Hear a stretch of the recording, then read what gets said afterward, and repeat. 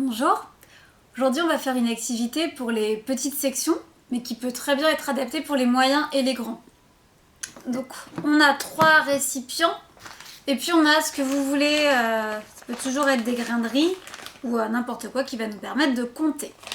Les enfants, on va leur demander, aux petits, de mettre un pompon dans le verre. Un pompon, on compte un, on fait un avec les doigts, et on dit un pompon. J'ai mis un pompon. Combien il y a de pompons? J'ai mis un pompon. Là, on va mettre 2 pompons. 1, 2. 1, 2. 1, 2. J'ai mis 2 pompons. À chaque fois, on parle beaucoup. Et puis là, on va mettre 3, etc. Voilà. Une fois qu'on a bien compris, on peut demander plusieurs fois. On peut dire, maintenant, tu vas mettre 2 dans chaque récipient. Alors là, on va faire pareil. 1, 2, etc. Bon, je vous le refais pas à chaque fois. Donc, on va mettre 2 dans chaque récipient. Bien. Tu vas mettre un pompon dans ce verre. Voilà, tu vas mettre 2 pompons dans ce verre. Attends, finalement, le pompon, on va le mettre ici, finalement. Du coup, on a combien de pompons dans le verre du milieu? On en a combien? Ah bah, du coup, il va falloir les compter. Donc on va les sortir, on va les compter et on va les déplacer pour nous aider à compter. 1, 2, 3. Il y a combien de pompons en tout dans le verre? Il y en a 3. Il ne suffit pas de faire 1, 2, 3. On va bien les déplacer un par un. Et puis en tout, ça fait 3. Et donc on va redire, au début, il y en avait combien? Il y en avait 1 et là 2, on les a mis ensemble, ça fait 3. Ça, on peut le faire exactement, donc on peut le faire plein de fois avec plein de variables possibles. On peut le faire exactement pareil avec les moyens et les grands en augmentant les quantités. On va en mettre 5, 6, 7, etc. On va comparer.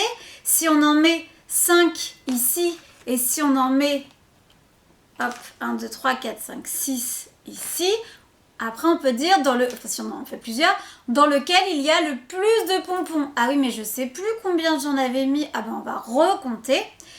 Et puis, comme parfois, c'est pas facile de se souvenir, on peut aussi l'écrire ou utiliser quelque chose qui va nous permettre de savoir combien on a mis de pompons sans recompter à chaque fois. Donc là, on va utiliser des cartes. Ici, j'avais mis 5 pompons, donc je peux utiliser, alors vous les faites, hein, vous pouvez vous dessiner les points comme sur un dé. Ça fait une constellation, ça c'est du vocabulaire que les enfants connaissent. Donc on peut utiliser la constellation, on peut aussi utiliser tout simplement le chiffre qui est écrit, vous l'écrivez sur une feuille, voilà, on en a mis 6, on en a mis 6. Vous pouvez aussi utiliser les doigts des mains, vous les dessinez, vous dessinez des doigts. Et vous pouvez utiliser juste des dessins où les pompons ne seront pas mis en constellation. Voilà, vous dessinez vraiment le matériel qui est juste représenté de la même manière, mais là il faut recompter. Du coup, quand on arrive à des grandes quantités, on perd l'intérêt. Là, l'objectif, c'est de reconnaître que cette forme-là, on n'a pas besoin de la compter, on sait que c'est 5 dès qu'on la voit. On a appris, avec les moyens et les grands, à reconnaître sur un dé, sans avoir besoin de compter les points, quel chiffre, de quoi et de quel nombre il s'agit. Donc ça, on peut le faire plusieurs fois en mélangeant. On peut additionner les quantités dans les verres, etc. Pour les petits, je reviens aux petits, on peut aussi utiliser ces cartes-là en demandant, ça marche pour les moyens et les grands. Maintenant, tu vas mettre autant dans ce verre. Et puis là, on n'a pas dit combien c'était, on n'a pas parlé. Donc l'enfant, il doit savoir que c'est 3, il peut compter en petites sections, en moyen s'il a oublié il peut recompter, 1, 2, 3, et du coup il va devoir vraiment comprendre la notion qu'on lui demande 3, et du coup il va devoir prendre vraiment 3 pour mettre 3, donc là c'est vraiment un autre exercice. Tout ça bien sûr c'est pareil, à chaque fois on peut le faire en différents temps, on n'est pas obligé de le faire tout d'un coup, ça fait beaucoup, il vaut mieux faire plusieurs fois une même activité en restant sur la même consigne, exactement la même.